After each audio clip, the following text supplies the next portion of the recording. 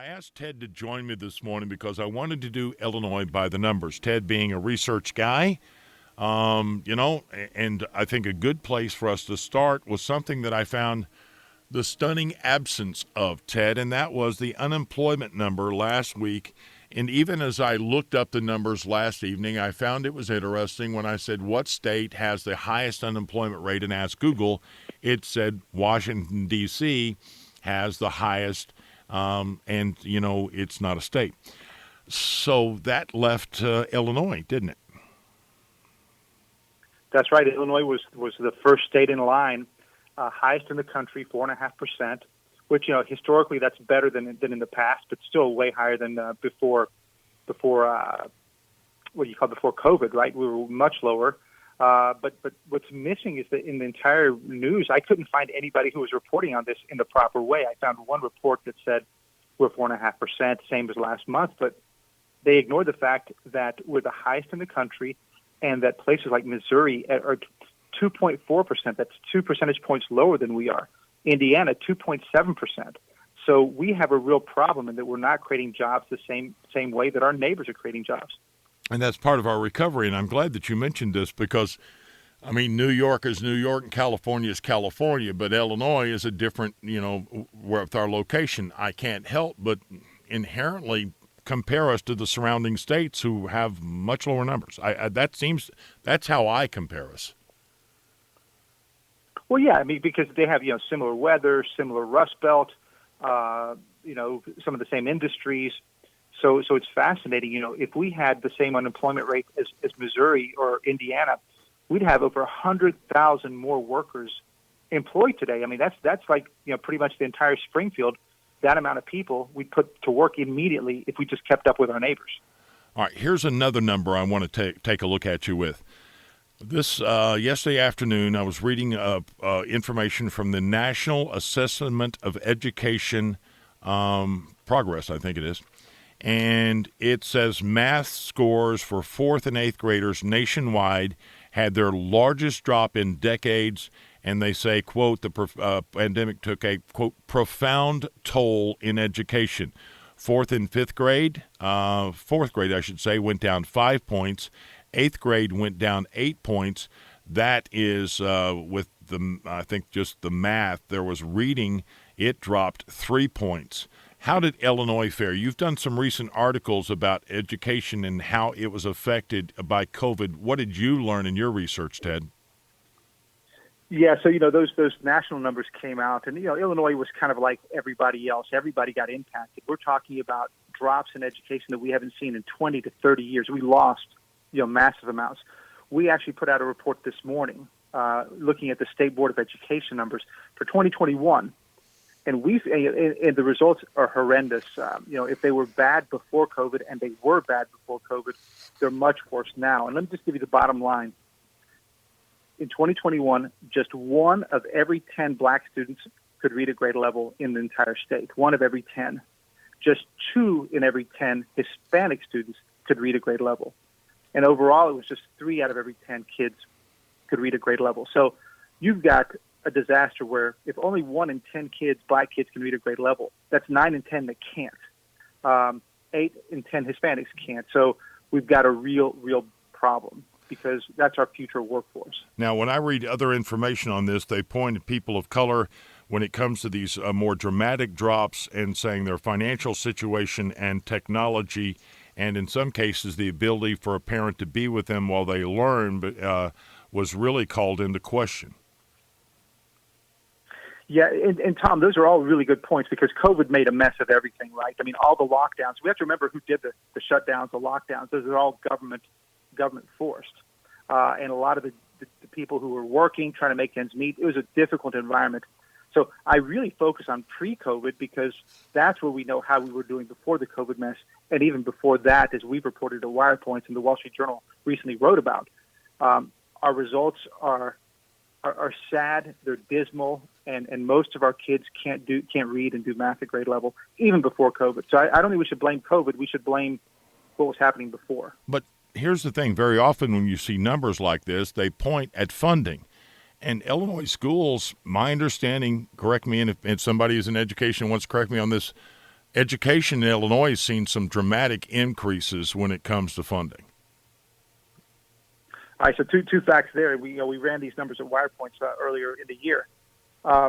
We spend the eighth, when you add up all state, local, and federal monies per student, we spend the eighth most in the country. So we're not a low spender. We spend far more than like Indiana and Florida. We spend 60% more than they do. They're at the bottom end of the spending nationally. And yet they do as well or better than we do. So we already spend the eighth most. And the second big fact is no state in the last decade has increased spending on education more than Illinois on a percentage basis. We have blown away everybody in the country. So it's not for lack of money, Tom. We have a failed system. And first we need to acknowledge we have problems, and then we need to think about how to fix it. By the way, this published article, Ted, who apparently doesn't sleep, started sending this to me at 4:59 a.m. this morning, so you've got to post it on your website for people who want to read it?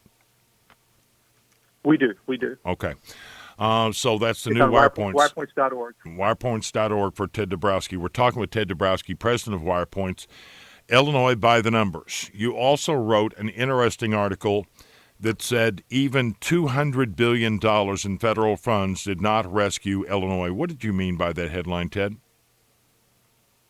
Yeah, so during COVID, we were, and I'll tie this to our credit score, the state's credit score, the state's credit rating.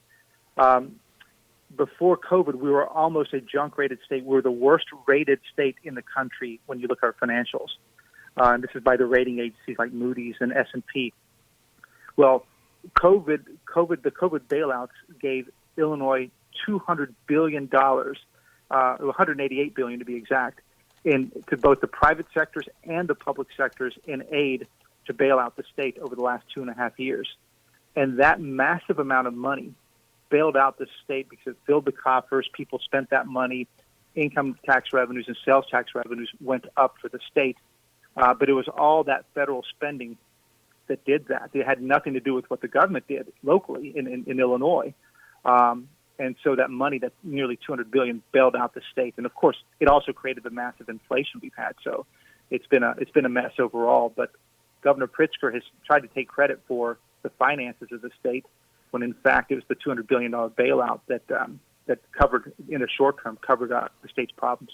My understanding is Chicago got a rating increase this past week of BBB. So that's just the city. I mean, and I know if somebody from the governor's administration was here and saying, well, Ted Dabrowski says this, but what he's ignoring is that Illinois has seen credit upgrades.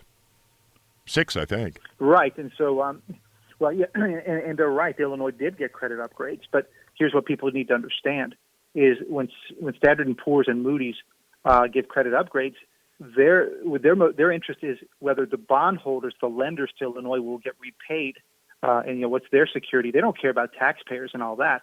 And when that much money came into Illinois from the federal government, it made the people who lend money to Illinois more secure. They were more sure they would get repaid. So yes, we got upgrades, but so did New Jersey, so did Connecticut. These are some of the worst states in the country. They all got upgrades because there was so much federal money sloshing around that's why they got upgrades, not because they did something good. Okay, now this is interesting because yesterday I called Ted at, I think, 11:03 yesterday morning, and I said, hey, you want to come on tomorrow? And outlined I wanted to do Illinois by the numbers, which we've done. Now, at 5:56 yesterday afternoon, I received a note from Peter, and Peter just doesn't email unless he's got a point to make. In this case, it was a little different. He is kind of bewildered by something that's going on, and I have to admit I join him. He says, Tom, I've been looking for good information on Amendment 1.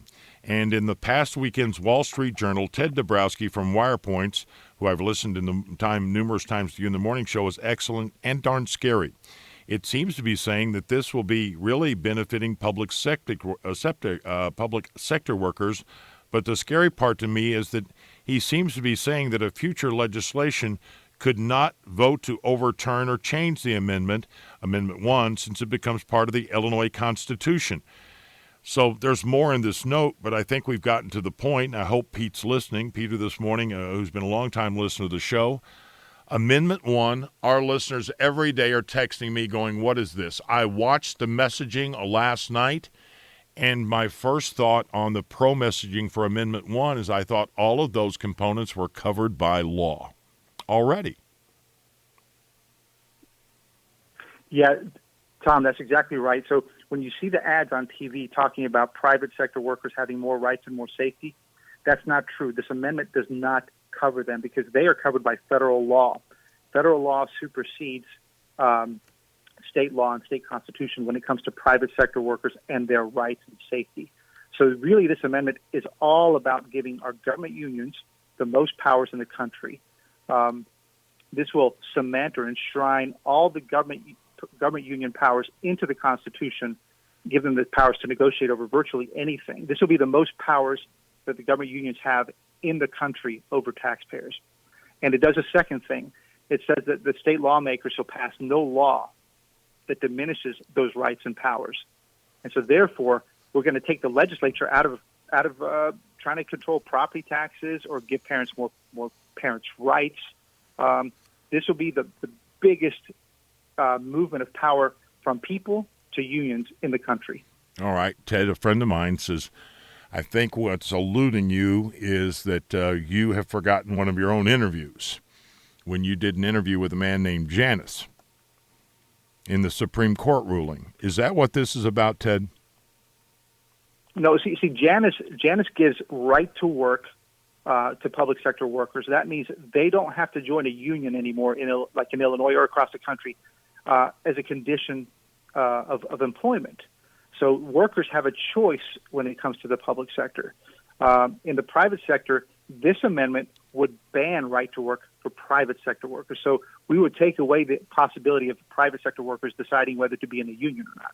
We continue to force them to be in a union, whether they like it or not.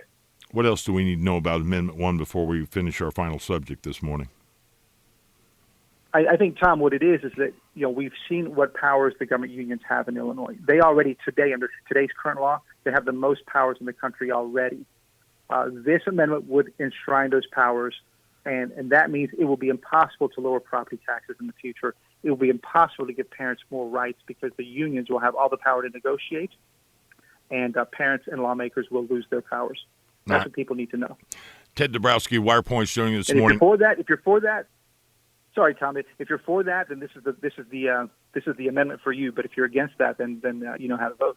Before I close this morning, you wrote another article recently called "The 6 Major Flaws in the Safety Act," and of course now you've seen the pushback saying this is being misrepresented. It's not true. We're not going to be doing wholesale releases from prison. Even among law enforcement representatives who I've made a point to talk to about this, seems to be a little confusion about what you can and cannot do, especially when it comes to keeping people in custody. I mean, and I'm surprised that there's a lot of questions. Maybe I shouldn't be, people saying it's a little overgeneral in some cases. So, but in the remaining moments, what are your 6 major flaws in the Safety Act as articulated in your recent article? Well, the big thing is, and I got really frustrated because you hear a lot of hyperbole out there about what it does and doesn't do. And so my colleagues and I, we sat down and looked at the law and really fought through the law to understand it. And it's a mess because of the way they did it. But it's true that there will be a lot less crimes where you can hold people. It'll be much harder to hold people, detain people before trial. And most crimes will be released. So we're going to get rid of bail, which is, if we had more time, we'd talk about that. But we're going to go to a system where fewer crimes are detained and many more are released. And even those that can be detained, we make it much harder. So bottom line is expect more alleged criminals to go back into the street. And, we've seen how that's worked out in places like Cook County and Chicago. It's interesting because some of the stuff that I've heard from has been a gut response.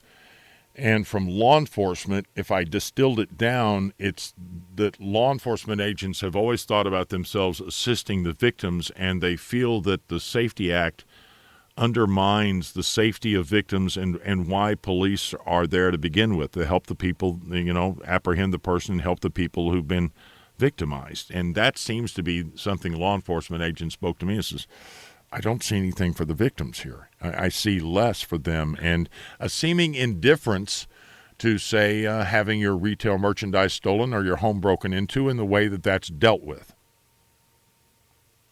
Tom, you're very right, because obviously the more alleged criminals that are put back out on the street, especially without any bail, any kind of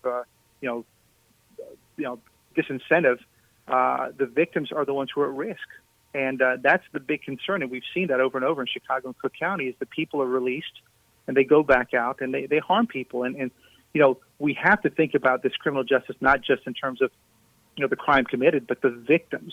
And the Constitution means to protect the victims, and that's why there's a bail component in the Constitution to protect people. This strips all that, and it this is the problem. Is that bottom line is we're treating the criminals like the victims, and I think the only way we get back to control of our state is to treat criminals like criminals.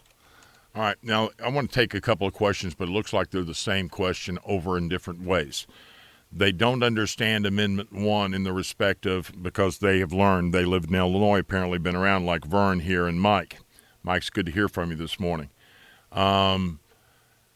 If your vote, you don't want Amendment 1, is it a yes or a no vote? You know what I mean? Sometimes no's are yes and yeses are no's. So how's that work on this proposition?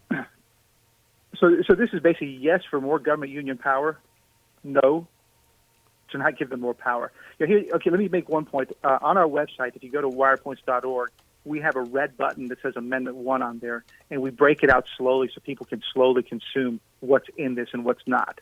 So please go to that, wirepoints.org, Amendment 1. The other point I want to make is, here's another way to think about it. Illinois unions, public sector unions, already have the most powers in the country. If you vote no on this, you don't take away any of their powers. You just don't put it in the Constitution. But you don't take away, a no vote doesn't hurt the unions at all in any respect.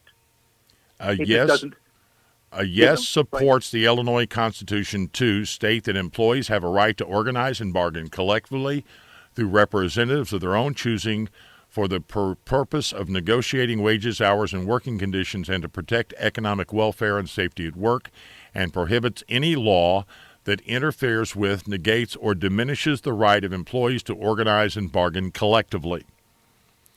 And a no means that state employees have a right, all right, amending the Constitution to, so you get the idea. Yes is no is a no, and a yes is a yes in this case. All right? Yes, Tom, that's correct. But let's be clear. Illinois unions today already have the fundamental right to organize and bargain collectively. They have all those rights. So that's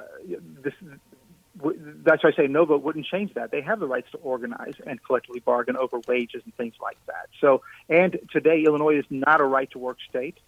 So it would, if there's a no vote, Illinois is still is not a right to work state. So, you don't have to vote on this. The unions will maintain all the powers they have today. It just won't be in the Constitution, right? And if you vote yes. Sorry, go ahead. Go ahead, Ted. No, I want you to go ahead. I was going to wrap up.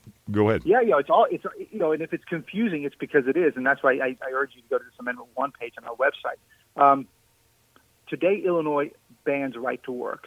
So workers don't have a right to work like they do in Indiana, like they do in Missouri. Missouri is the only state that doesn't allow it. All of our neighbors allow right to work, and Illinois does not. So if you vote no on this, that would still be the law. Ted Dabrowski, Wirepoints. Ted, as always, I appreciate your time.